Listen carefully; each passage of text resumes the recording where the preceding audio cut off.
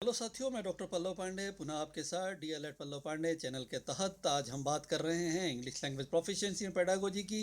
कल हमने बात की थी अप्रोचेस के बारे में, हमने बात की थी मेथड्स के बारे में, हमने बात की थी टेक्निक्स के बारे में। ये इस चैनल के गठन का एकमात्र उद्देश्य, इसके निर्माण का एकमात्र उद्देश्य हमने कल भी चर्चा की थी, वह यह है कि आपको शिक्षक शिक्षा से संबंधित अधिकृत जानकारी देना, अधिकृत आपको संदर्भ प्रदान करना। इसके तहत आज हम बात करेंगे इंग्लिश लैंग्वेज प्रोफिशिएंसी पेडागोजी, और इसमें हम चर्चा करेंगे ट्रांसलेशन कम ग्रामर मेथड की। सबसे पहले हम एक बार पुनर्चर्चा कर लेते हैं कि ये अप्रोच मेथड और टेक्निक क्या है, ताकि आपका रिवीजन हो जाएगा। एडवर्ड एंथनी नामक एक अमेरिकन अप्लाइड लिंग्विस्ट थे, अमेरिकन भाषाविद थे। उन्होंने 1963 में अप्रोच मेथड और टेक्निक के बारे में जानकारी दी थी। इसमें हमने कल के वीडियो में, पहले वीडियो में हमने चर्चा की थी कि इसका जो क्रम है वो किसी भी आधार पर परिवर्तन नहीं होता है। इसके लिए आप हमारा पहला वाला वीडियो देखिए, आपका कॉन्सेप्ट उसमें क्लियर होगा। उसमें हमने डिटेल आपको इसके बारे में एनालिसिस करके बताया हुआ है अप्रोच मेथड और टेक्निक के बारे में। मेथड क्या है, इसकी परिभाषा एक बार हम और चर्चा कर लेते हैं। Method is an overall plan for orderly presentation of language material. कोई भी लैंग्वेज मटेरियल है उसको क्रमबद्ध तरीके से हम किस रूप में प्रस्तुत करेंगे अप्रोच को मेथड में। मैं फिर आपसे इस बात की रिक्वेस्ट करूंगा कि आप लोग हमारा जो पहला वाला वीडियो है पुनः देखें, which is essentially based on approach, जो कि अप्रोच पे आधारित होता है। और मेथड इज ए प्रोसीजर है, एक प्रोसेस पे आधारित है ना, ये प्रोसीजर को कॉन्सेप्ट है। जबकि अप्रोच जो होता है वो दर्शन या आदर्शवादी विचारधारा होती है, आदर्शवादी कॉन्सेप्ट होता है जो बताता है कि किसी भी भाषा की प्रकृति क्या है, उसका नेचर क्या है। एक अप्रोच की तरह के तहत कई प्रकार के मेथड्स चल सकते हैं। एक अप्रोच में कई मेथड्स होते हैं, कल इसके बारे में हमने विशेष चर्चा की थी। तो जब एक अप्रोच में कई मेथड्स हो सकते हैं, तो इंग्लिश लैंग्वेज टीचिंग का जो अप्रोच है, कोई भी एक अप्रोच जिस पे है, उसके लिए कितने मेथड्स हो सकते हैं, तो उसमें से एक मेथड जो है उसकी चर्चा आज हम आपके सामने प्रस्तुत कर रहे हैं। चलिए मित्रों, आज चर्चा कर लेते हैं द ग्रामर ट्रांसलेशन मेथड की। इस मेथड को क्लासिकल या ट्रेडिशनल मेथड भी कहा जाता है, ध्यान रखिएगा। This method is derived from classical और traditional method of teaching Greek and Latin language. Greek और लैटिन लैंग्वेज, देखिए फिर बात आई है लैंग्वेज, है ना। तो ये जब भाषा, ग्रीक और लैटिन भाषा को जब पढ़ाया जाता था, देखिए यह भाषा किसको पढ़ाई जाएगी, ग्रीक और लैटिन भाषा। जो ग्रीक और लैटिन भाषा जिनके लिए सेकेंडरी लैंग्वेज है, जिनके लिए टारगेट लैंग्वेज है, इसके हम अलग आपको वीडियो बना के बताएंगे कि प्राइमरी लैंग्वेज, तो सेकेंडरी लैंग्वेज और इंटरनेशनल लैंग्वेज में क्या अंतर है, इसको हम बाद में इसका विस्तार से चर्चा करेंगे। तो ग्रीक और लैटिन लैंग्वेज पढ़ाने के लिए यह ट्रेडिशनल मेथड के रूप में ग्रामर ट्रांसलेशन मेथड की शुरुआत हुई थी। इन grammar translation classes students learn grammatical rules, है ना। ग्रामर ट्रांसलेशन की जो क्लासेस जो होती है उसमें सबसे पहले स्टूडेंट्स को ग्रामेटिकल रूल्स के बारे में बताया जाता है, और उसके बाद उनको क्या कहा जाता है, and apply those rules by translating the sentences between target language. देखिए यहाँ पे शब्द आ रहा है target language. Target language is the second language. तो हमारे भारत के हिसाब से देखी जाए टारगेट लैंग्वेज कौन सी हुई, English. English is the target language, है ना, एंड द नेटिव लैंग्वेज। तो इसमें बच्चे को सबसे पहले ग्रामेटिकल रूल, यानी कि व्याकरण के जो रूल हैं उनके बारे में बताया जाता है, और उन रूल्स के बारे में बता करके बच्चे को जब समझ उसमें विकसित हो जाती है, कॉम्पिटेंसी जब उसमें डेवलप हो जाती है, तो उसके बाद जो इंग्लिश के सेंटेंसेस हैं या इंग्लिश के शब्द हैं उनका उनको अनुदित करने के लिए, उनको ट्रांसलेट करने के लिए कहा जाता है, जो टारगेट लैंग्वेज से नेटिव लैंग्वेज में, मदर टंग में, या मदर टंग से टारगेट लैंग्वेज में। एडवांस स्टूडेंट्स, यानी कि छोटे बच्चे जो होते हैं एडवांस स्टेज में होते हैं, may require translate whole text word to word, है ना। और जो एडवांस बच्चे जो होते हैं, यानी कि पहली से लेकर पहली, दूसरी, तीसरी, अब हम कह सकते हैं भारत के संदर्भ में, तो उन बच्चों को इंग्लिश का जो मैटर है, यानी सेकंड लैंग्वेज का जो मैटर है, जो टारगेट लैंग्वेज का मैटर है, वो शब्दशः उसको अनुवाद करके उसको सिखाया जाता है, उसको बताया जाता है। अब बात कर लेते हैं इस मेथड के उद्देश्य की। The method has two main goals. इसके दो प्रमुख उद्देश्य होते हैं। देखिए बात ध्यान रखिएगा, प्रमुख उद्देश्य इसके दो होते हैं। To enable the students to read, बच्चे में पढ़ने के योग्यता का विकास करना, और दूसरा translate literature written in the source language, यानी कि जो सोर्स लैंग्वेज जो है, यानी कि जो टारगेट लैंग्वेज जो है, उसमें जो लिटरेचर लिखा हुआ है, उसमें जो कंटेंट जो लिखा हुआ है, उसको ट्रांसलेट करना। ट्रांसलेट वो किस में करेगा, वो ट्रांसलेट वो अपनी मदर टंग में करेगा। And further students general intellectual development. देखिए ये बात आप भी हम भी समझते हैं कि आज वो बच्चा, वो व्यक्ति सबसे ज़्यादा उसे एक आइडेंटिटी प्राप्त होती है जो अंग्रेजी से हिंदी में ट्रांसलेशन कर लेता है ना। तो ये हमें प्रैक्टिकल हमारे लाइफ है, हम लोग अच्छी तरह से जानते हैं। तो यही बात एक बच्चे में विकसित करने के लिए ये ट्रांसलेशन ग्रामर मेथड का इस्तेमाल किया जाता था। पहला कौन सा है, बच्चे को सेकंड लैंग्वेज पढ़ना, द्वितीय भाषा टारगेट लैंग्वेज पढ़ने के लिए उसको योग्य करना, और दूसरा द्वितीय भाषा का जो साहित्य है, स्रोत साहित्य है, उसको मदर टंग में, बच्चे की मदर टंग में वो ट्रांसलेट कर सके और बात तक, और उसके बाद उसका बौद्धिक विकास हो सके, इसके लिए उसको तैयार करना। अब क्या इसमें फैकल्टी साइकोलॉजी क्या थी, किस आधार पर इसे शुरू किया गया, ट्रांसलेशन कम ग्रामर मेथड को किस आधार पर इसको एक्सेप्ट किया गया, सुनिएगा। Throughout Europe in 18th and 19th centuries education system was formed primarily around this concept. 18वीं से 19वीं शताब्दी के बीच में यूरोप का जितना भी जो प्राइमरी जो एजुकेशन सिस्टम जो था, वह इस संदर्भ के कॉन्सेप्ट के चारों तरफ, यानी ग्रामर ट्रांसलेशन। क्योंकि उस वक्त जैसे इंग्लैंड की अगर हम बात करते हैं, यूरोप में हम इंग्लैंड को ले लेते हैं, इंग्लैंड में लैटिन भाषा अपना अस्तित्व खो चुकी थी, उसका स्वरूप, उसका जो है वो उसमें अंग्रेजी भाषा ने उसका स्थान ले लिया था, है ना। तो लैटिन भाषा को पढ़ना पढ़ाना एक तरह से एक स्तरीय बात इसमें मानी जाती थी। कालांतर में हम एक वीडियो आपके साथ शेयर करेंगे, जो आपके प्रश्न पत्र जो है आधुनिक विश्व में विद्यालय शिक्षा, उसके तरह इंग्लैंड की शिक्षा प्रणाली की जब हम चर्चा करेंगे तो आपका कॉन्सेप्ट इसमें और क्लियर होगा। देखते रहिएगा हमारे आने वाले वीडियोस। तो उस वक्त लैटिन और ग्रीक भाषा को पढ़ना इंग्लैंड में एक शान की बात मानी जाती थी। उसमें सरकारी नौकरी, उच्च स्तरीय नौकरी, उच्च पद आसानी से प्राप्त हो जाते थे। तो ऐसे में वहाँ के विद्यार्थियों को सेकंड लैंग्वेज के रूप में ये दो विषय पढ़ाए जाते थे, तो बट नेचुरल है उनके लिए ट्रांसलेशन मेथड जरूरी होता था। The theory dedicated that the body and mind were separate. यह मान के चलती है ये थियोरी कि मस्तिष्क और मस्तिष्क जिसमें बुद्धि होती है और तथा शरीर, ये दोनों अलग अलग भाग होते हैं एक इंसान के। And the mind consisted of 3 parts. और हमारा जो माइंड है वो 3 भागों में बटा रहता है। देखिए ये हालांकि यहाँ चर्चा का विषय नहीं है, लेकिन आप ये बात समझिए 3 भाग कौन से, ईड, ईगो, सुपर ईगो। समझ लीजिए आप इस संदर्भ को, है ना। ईड, ईगो, सुपर ईगो ग्रुप में जिसको ये तो ईड, ईगो, सुपर ईगो तो साइंस की बात होगी, साइकोलॉजी की बात होगी। तो यहाँ पे इसको किस रूप में दिया गया, विल, इमोशन एंड इंटेलेक्ट। इच्छा, आपकी इमोशन, आपकी भावना और आपकी बुद्धि। तो शरीर और मस्तिष्क 2 भागों में, 2 अलग अलग ध्रुव के रूप में इसमें माने जाते हैं ट्रांसलेशन ग्रामर मेथड में। और जो मस्तिष्क जो है वह पुनः 3 भागों में विभाजित है, जिसके तहत विल है, इमोशन है और इंटेलेक्ट है, यानी कि बुद्धि है। It was believed that intellect could eventually be sharpened enough to control the will, emotions by learning Greek and Roman classical literature and mathematics। देखिए ये एक विचारधारा इसमें ये थी कि अगर आप किसी की बुद्धि को शार्प करना चाहते हैं तो उसमें उसके विल और इमोशंस को आप कंट्रोल करें, है ना। यानी कि फीलिंग्स को कंट्रोल कर करके, इच्छाओं को दबा करके अगर बुद्धि को प्राथमिकता दी जाए तो एक बौद्धिक प्राणी का जन्म होता है। यह विचारधारा उस वक्त 18वीं 19वीं शताब्दी में यूरोप में काफ़ी प्रचलित थी। और जब किसी को बुद्धि को किसी का विकास करना है, बुद्धि को ही सिरमौर सर्वोच्च स्तर पर लेना है, तो उसके लिए ग्रीक और रोमन क्लासिकल लिटरेचर और साथ में मैथमेटिक्स का अध्यापन करना उस वक्त आवश्यक माना जाने लगा।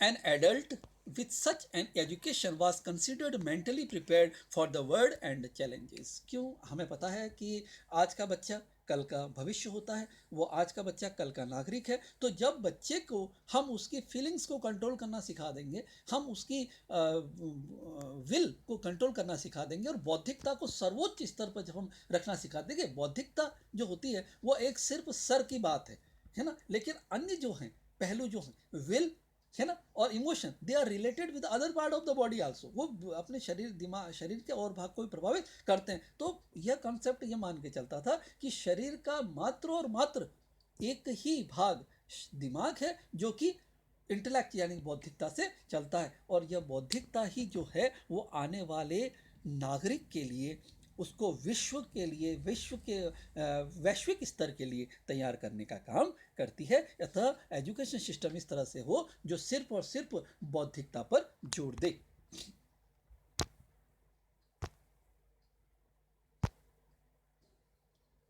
आइए बात कर लेते हैं ग्रामर ट्रांसलेशन मेथड्स के रूल्स के बारे में। Grammar translation classes are usually conducted in the students native language.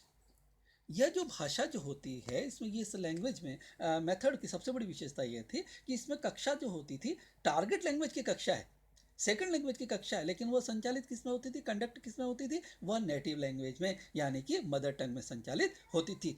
Grammatical rules are learn deductively. इसमें ग्रामेटिकल रूल्स जो होते थे वो डिडक्टिवली लर्न किए जाते थे। डिडक्टिव और इंडक्टिव दो मेथड होते हैं, आगमनात्मक और निगमनात्मक दो मेथड होते हैं। इसका अर्थ क्या होता है डिडक्टिव मेथड का, देख लीजिएगा। It is more instructor centred approach to education, concepts and generalisation and introduced first to learners followed by the specific examples and activities to support learning. यानी कि इसमें सबसे पहले ग्रामर के रूल्स इसमें बता दिए जाते थे, उन्हें एनालिसिस कर दिया जाता था और उसके बाद उसके सामने कोई इंसिडेंट या घटना या उदाहरण बच्चों के सामने रखे जाते थे और इसमें यह इंस्ट्रक्टर सेंटर्ड होते थे, यानी कि जो टीचर जो होता है वो अपने हिसाब से इसको पढ़ाने के लिए स्वतंत्र होता था। वैसे भी ग्रामर ट्रांसलेशन मेथड का केंद्र बिंदु जो है वह शिक्षक ही होता था।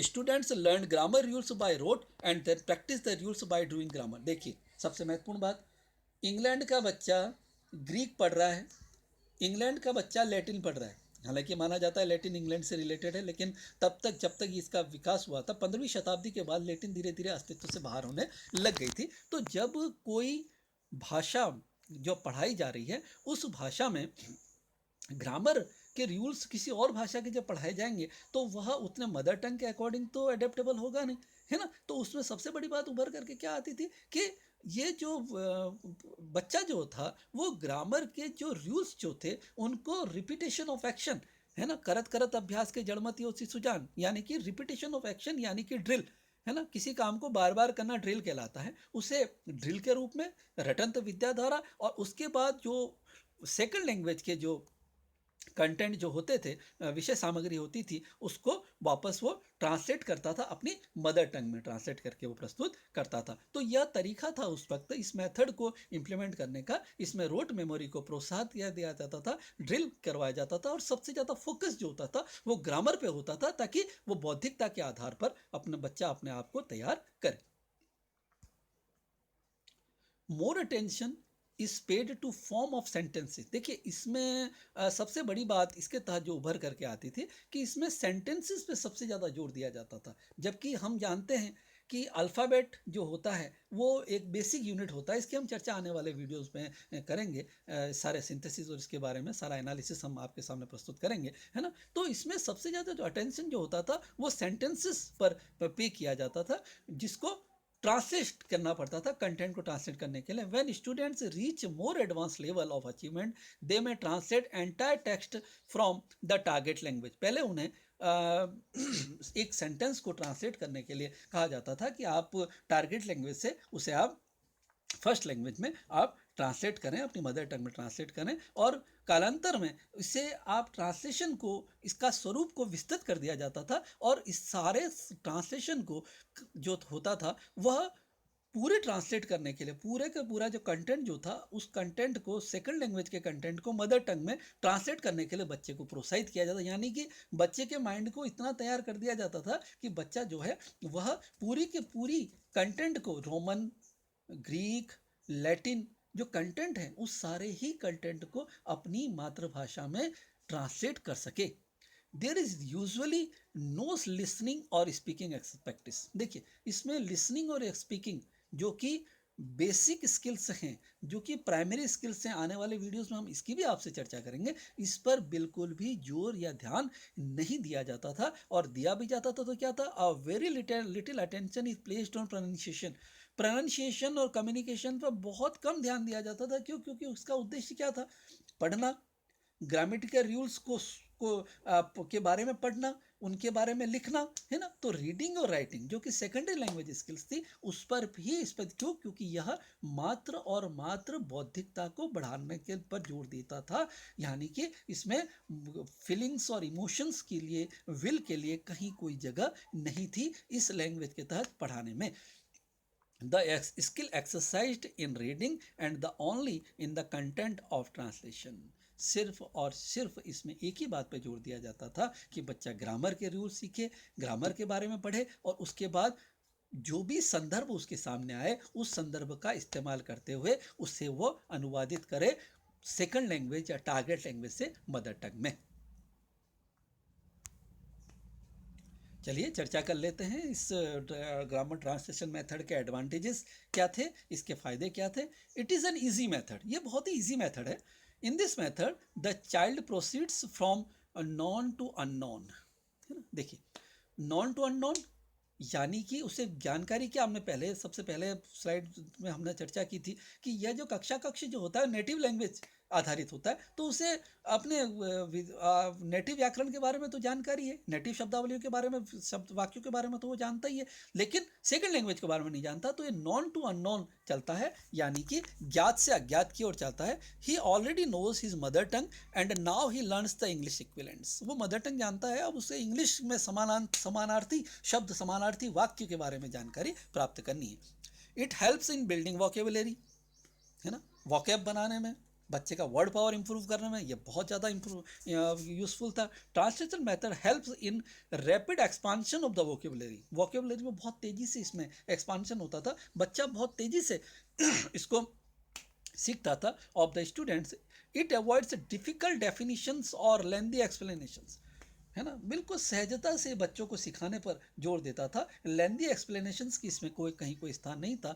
The vocabulary is economical and effectively acquired. Students get extra exact meaning words. इसमें सबसे बड़ी बात यह थी कि ये समय जो था उसमें बचता था, क्योंकि बच्चा बहुत कम समय में इसमें शब्द को सीख जाता था, कंटेंट के बारे में सीख जाता था, और किसी भी शब्द का वो एग्जैक्ट मीनिंग उसे प्राप्त हो जाता था, वह निकाल लेता था या इसके योग्य बन जाता था।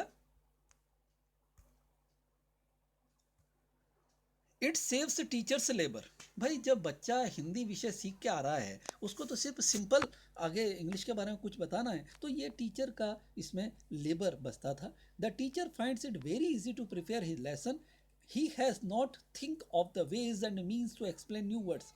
It does not require the teacher to make use audio visual aid. इसमें टीचर को ऑडियो विजुअल एड्स भी यूज करने की जरूरत नहीं होती थी, उसको सिंपल करना क्या था, भाई राम इज गोइंग, जा रहा है, राम जा रहा है, बस उसको सीधा एक ट्रांसलेट करना था, है ना। ट्रांसलेट करके बच्चे को बताना था कि सब्जेक्ट वर्ब ऑब्जेक्ट का फंडा क्या होता है, किस तरह से इसको फॉर्मेट होता है। उसको कहीं कोई ऑडियो विजुअल एड्स की जरूरत नहीं थी, बच्चा समझता था राम और स्कूल शब्द का क्या अर्थ होता है, सिंपल उसको किस तरह से लगाना है, और बच्चे का कॉन्सेप्ट से क्लियर हो जाता था। तो इसमें शिक्षक का लेबर जो होता था वह भी इसमें बचता था। Comprehension easily tested. सबसे पहले हम थोड़ी सी इसमें इस बार इस शब्द की चर्चा कर लेते हैं, कॉम्प्रिहेंशन, है ना। Total understanding about any content is known as comprehension. हम आगे इसकी और बात करेंगे, डिटेल हम इसका एनालिसिस करेंगे कॉम्प्रिहेंशन शब्दावली का आने वाले वीडियोस में, है ना। तो इसमें कॉम्प्रिहेंशन जो होता है, टोटल अंडरस्टैंडिंग जो थी, वो उसको इजीली उसको टेस्टिंग की जा सकती थी। Students comprehension of English especially at the early stages can easily be tested by asking them to answer the question in mother tongue. भाई इंग्लिश आप पढ़ा रहे हैं, लेकिन उनके जब आपको टेस्टिंग करनी है कि बच्चे का ने कितना एक्वायर किया, तो बच्चे से हम इंग्लिश से संबंधित प्रश्न हिंदी माध्यम में पूछ करके उन्हें हिंदी से ही उनसे जवाब उनसे लिया जाता था, जिसके कारण बच्चे इजीली इसको इसकी जो इवेल्यूशन जो है वो बहुत इजीली इसका कॉम्प्रिहेंशन इसमें हो जाता था। Grammar is easily taught but natural है। जब इस मेथड का नाम ही ग्रामर ट्रांसलेशन मेथड है, तो ग्रामर के बारे में आप जानते हैं that grammar is known as the soul of language. Grammar को किसी भी भाषा की आत्मा कहा जाता है ना। तो grammar of the foreign language is easily taught by comparing it with the grammar of the mother टंग, है ना। मदर टंग की ग्रामर से उसको कंपेयर करके बहुत आसानी से इसको पढ़ाया जाता है। क्यों इसमें जाता था, क्यों, क्योंकि इसमें सबसे बड़ी विशेषता इसके तहत ये थी कि इसमें बच्चा मदर टंग की जो जानकारी है वो लेकर के आता था, उसका एनालिसिस लेकर के आता था, उसके व्याकरण की उसको जानकारी होती थी। चलिए अब चर्चा कर लेते हैं इस मेथड्स के डिसएडवांटेजेस क्या क्या हैं, है ना, कमियां क्या क्या हैं। It is an unnatural method, सबसे बड़ी बात है ये अननेचुरल मेथड है।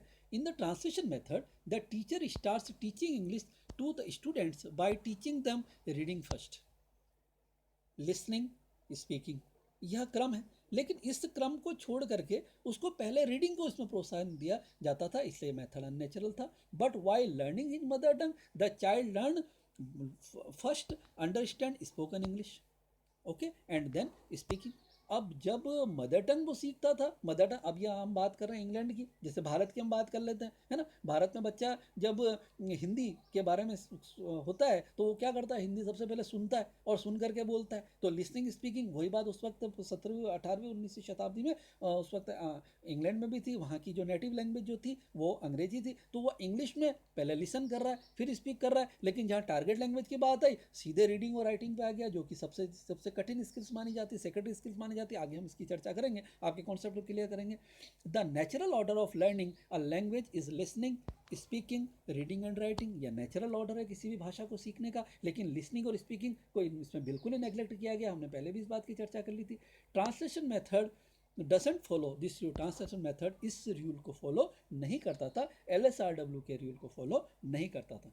इट निग्लेक्ट्स स्पीच, इसमें स्पीच के लिए इसमें कोई, जब लिसनिंग और स्पीकिंग के लिए हमने पहले भी बात की थी, है ना, इसमें इसके लिए कोई जगह नहीं थी। सिर्फ रीडिंग और राइटिंग पर ही सबसे ज़्यादा जोर दिया जाता था। क्यों? क्योंकि मात्र और मात्र बुद्धि का निर्माण इसमें था, फीलिंग्स और विल से कोई मतलब नहीं। आप बोलेंगे बोलेंगे तो बट नेचुरल है, अगले की फीलिंग्स हर्ट होगी या अगले को बहुत अच्छा लगेगा। ये सब कब होगा? जब आप अच्छा सुनेंगे। तो लिसनिंग और स्पीकिंग दोनों इसमें प्रॉपर नहीं होती थी, उसके लिए इसमें किसी भी तरह का प्रमोशन नहीं होता था। Translation method neglects speech, no much attention is paid to aural work और ड्रिल वर्क।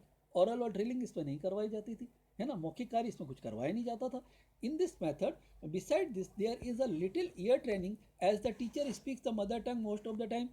बच्चा अगर सुनता भी था, लिसनिंग भी करता था, तो क्या होता, सिर्फ और सिर्फ मदर टंग करता था, क्योंकि टीचर मात्र मदर टंग, क्योंकि नेटिव लैंग्वेज में उसको पढ़ाना था, है ना। इसका फॉर्मेट यही था कि नेटिव लैंग्वेज पढ़ाओ सिंपल, और उसके बाद उसको कॉम्प्लेक्स की तरफ ले जाओ, यानी कि उसके बाद उसको सेकंड लैंग्वेज की तरफ लेकर के जाओ। तो ये दो एक महत्वपूर्ण कमियां इसमें थी कि अननेचुरल मेथड है और ये स्पीच को नेग्लेक्ट करता था। इट इग्नोर्स हैबिट फॉर्मेशन, ये हैबिट फॉर्मेशन इसमें नहीं होती थी। क्यों? क्योंकि प्रैक्टिस पे जोर नहीं देता था। It neglects speech and pattern practice. देखिएगा, इसमें बोलने पर जो नहीं था, तो देखिए हम कब तक हैं, मात्र 6 घंटे एक बच्चा विद्यालय में रहता है, 6 घंटे के बाद तो वो विद्यालय से बाहर है अपने परिवार के बीच में। तो परिवार के बीच में तो पढ़ने लिखने की बात कब तक होगी? घंटे भर होगी, है ना। बाकी टाइम तो लिसनिंग और स्पीकिंग है। तो लिसनिंग और स्पीकिंग पर इसमें पैटर्न प्रैक्टिस पर जोर नहीं दिया जाता था। इसमें यह नहीं बताया जाता था कि भाई तो घर जाकर के आपको ये शब्दावलियों का प्रयोग करना है या बोलने में इन शब्दों को प्रयुक्त करना है। Translation method ignores the habit formation. The child never acquires the habit to think in English. Instead, first he thinks in the mother tongue and translates his thoughts in English. उसको, बच्चे को ये नहीं कहा जाता था, इसमें प्रमोट ही नहीं किया जाता था, इंस्पायर ही नहीं कहा जाता था, भाई आप पहले इंग्लिश में सोचो या आपने सेकंड लैंग्वेज में सोचो, सेकंड लैंग्वेज में सोचने के बाद उसको आप टारगेट लैंग्वेज में ट्रांसलेट करो। नहीं, बच्चा पहले मदर टंग के बारे में सोचता था और उसके बाद फिर वो उसको ट्रांसलेट करता था, जिसके कारण पूरा ग्रामेटिकल कॉन्सेप्ट ही घूम करके सामने आता था, अलग रूप में आता था। Exact translation is not possible, word to word translation जो होता है वो प्रॉपर नहीं होता है, एग्जैक्ट ट्रांसलेशन संभव नहीं है। Language is the result of the history, tradition, culture and the life of the people speaking दम। भाषा क्या है? भाषा परिणाम है विशद इतिहास का, संस्कृति का, कल्चर का, है ना, और जीवन मूल्यों का, जो वहाँ के लोग जीते हैं, बोलने वाले एथनिक ग्रुप जिसको जीता है। इसलिए that is why they can't translate exactly from one language to the another. इसलिए एक भाषा से दूसरी भाषा में ट्रांसलेट नहीं हो सकता है। यहाँ एक छोटी सा एक एग्जांपल आप सुन लीजिएगा कि हम भारत की, हमारी सभ्यता, हमारी संस्कृति कहती है कि बड़ों का सम्मान करना हो तो पैर छुएं, ये भारत का संदर्भ हो गया। लेकिन क्या ये संदर्भ हम वेस्टर्न कल्चर में यूज कर सकते हैं? वहाँ अगर हम किसी के पैर छुएं तो ये मान करके चलें कि वो इसका कुछ अलग अर्थ निकालेगा, वो मानेगा कि मुझे नीचे गिरा रहे हैं, किसी और संदर्भ में उसको लेगा। तो जब मूल्यों की बात होती है तो मूल्यों का आप शब्दशः अनुवाद एक भाषा से दूसरी भाषा में नहीं कर सकते हैं। Idiomatic expressions are difficult to translate, है ना। जो मुहावरे आधारित, लोकोक्ति आधारित जो अनुवाद है वो इतना आसान नहीं होता है, क्योंकि वो एक्सप्रेस करने पे होता है ना।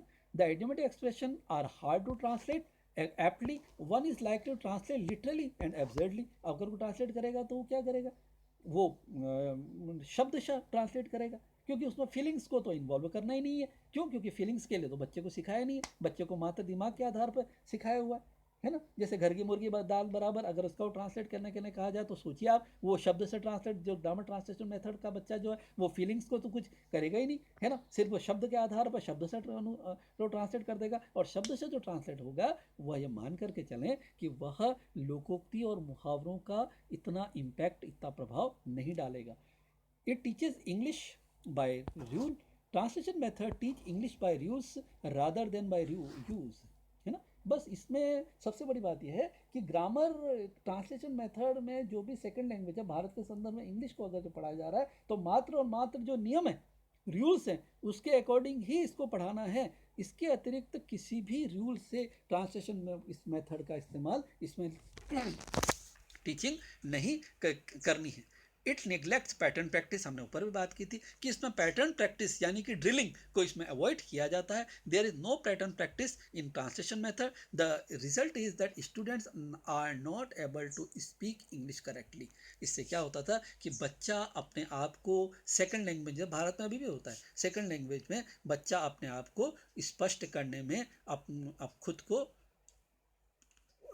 अपने आप को योग्य नहीं पाता है, अपने आप को संदर्भित नहीं पाता है। मित्रों, आपको जान के आश्चर्य होगा कि आप अब ये जो मेथड जो है, यह method out of dated method है ना। This method is the out of dated method. अब इस मेथड के आधार पर कक्ष शिक्षण नहीं होता है, यह ध्यान रखिएगा। इस मेथड का इस्तेमाल अब नहीं किया जाता है। क्यों? क्योंकि इन सब कमियों के कारण, क्योंकि इसमें बच्चा जो है वह जब कक्ष शिक्षण समाप्त होता है तो बच्चा ये समझ ही नहीं पाता है कि मैंने मेरी मदर टंग की क्लास अटेंड की है या सेकंड लैंग्वेज की क्लास अटेंड की है। वर्ड टू वर्ड ट्रांसलेशन, इसकी बहुत अत्यधिक कमियां इस मेथड की आई, और धीरे धीरे यह method out of dated method हो गया। और अब इस मेथड को पूर्णतया टीचिंग में इस मेथड को हमने यहाँ पे निगलेक्ट कर दिया गया है। This is the neglected method. ये बात आप अच्छी तरह से ध्यान में रखिएगा। लेकिन क्यों? क्योंकि ये पुराना मेथड है और ये बेसिक मेथड है, इससे रिलेटेड क्वेश्चन आंसर्स आते हैं। It makes student a passive listener. इसमें स्टूडेंट जो है वो पैसिव लिसनर होता है, मात्र उसका काम मात्र और मात्र सुनना होता है ना। वो सुन रहा है, टीचर आ रहा है, टीचर आकर के बोल रहा है और वो सुन रहा है। जबकि सबसे बड़ी बात यह है कि टीचिंग लर्निंग प्रोसेस में सेंटर पॉइंट किसका होता है? स्टूडेंट का होता है। लेकिन स्टूडेंट की तरह के स्थान पर वो एक पैसिव लिसनर है, टीचर जो है वो सेंटर पॉइंट पर है।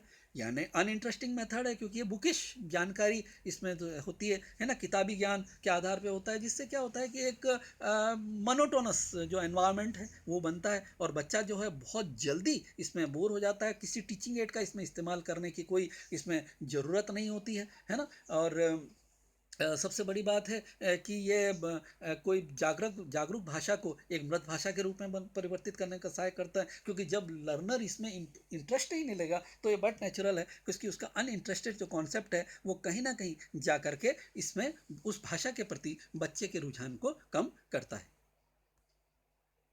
धन्यवाद साथियों। अगर आई होप कि आपको ये प्रस्तुति अच्छी लगी होगी। अगर आपको ये प्रस्तुति अच्छी लगी है तो प्लीज़ आप सब्सक्राइब करें, अपने साथियों को भी प्रेरित करें, और अगर आपकी कोई क्वेरी हो तो प्लीज़ आप मुझे लिखें, कमेंट बॉक्स में कमेंट करें। और अगली प्रस्तुति में, नेक्स्ट वीडियो में हम चर्चा करेंगे डायरेक्ट मेथड के बारे में। धन्यवाद देखने के लिए।